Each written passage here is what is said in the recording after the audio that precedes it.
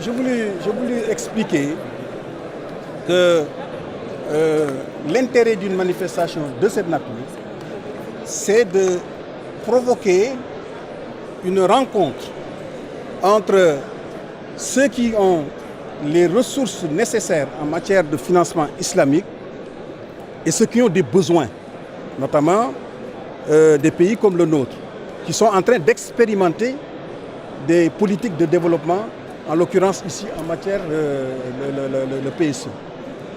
Et je crois que les ateliers qui vont suivre, dans les ateliers, nous aurons l'occasion d'apprendre et de comprendre quelles sont les potentialités, quelles sont les possibilités qu'offre la finance islamique. Vous avez entendu tout à l'heure un des intervenants dire qu'il n'y a pas de corrélation entre la capacité que ces pays ont, que la finance islamique, dont dispose la finance islamique, et la connaissance justement de ce mode de financement des politiques de développement.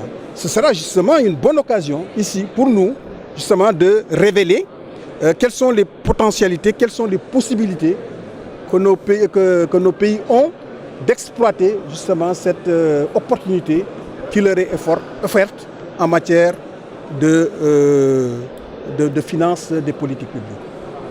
C'est la raison pour laquelle nous saluons, et le président de la République, le président Macky Sall, apprécie à sa juste valeur les efforts qui ont été consentis par M.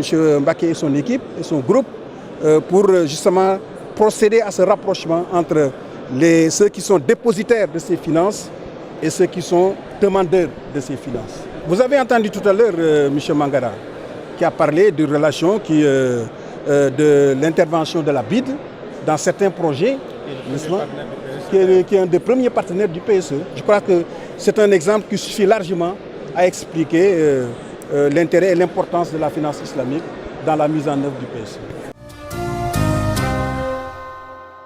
Je pense que si je reprends les propos du ministre M. Abdou Aziz Sall, on se rend compte que si on fait le bilan, la Banque islamique de développement est le premier partenaire du PSE. Parce que la Banque islamique de développement a financé le PSE à hauteur de plus de 38%. Donc c'est le premier bailleur.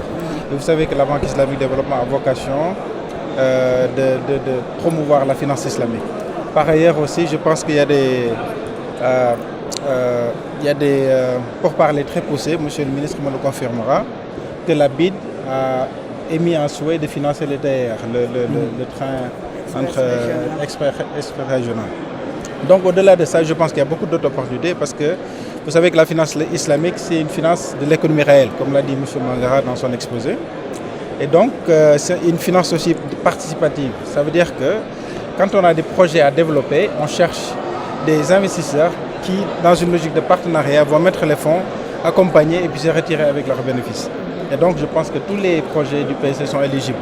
Donc, comme l'a dit M. le ministre, au-delà des bailleurs classiques, je pense qu'il y a une grosse opportunité d'exploiter ces fonds, parce que vous savez que c'est des fonds, on parle d'un volume mondial de plus de 2 000 milliards de dollars, avec un taux de croissance de plus de 25%, et toute la part de l'Afrique de l'Ouest ne dépasse pas 5%. Donc il est évident que, comme le dit M. le ministre, avec les financements innovants, on a beaucoup de choses à capter. Le Sénégal projette un deuxième sukuk de 150 milliards. Où en est ce projet? Alors, ce projet est très avancé. Je pense que le Sénégal a été pionnier en lançant le premier sukuk qui a eu un grand succès, qui a été, on dit oversubscribed en anglais, qui a été sursouscrit. Donc il y a eu beaucoup plus d'offreurs que de demandeurs. Et le Sénégal est avancé dans le deuxième projet. Et notre institut, bien sûr, prend les devants pour, à travers la coopération avec le gouvernement, développer le développement des soukouk à travers l'expertise locale.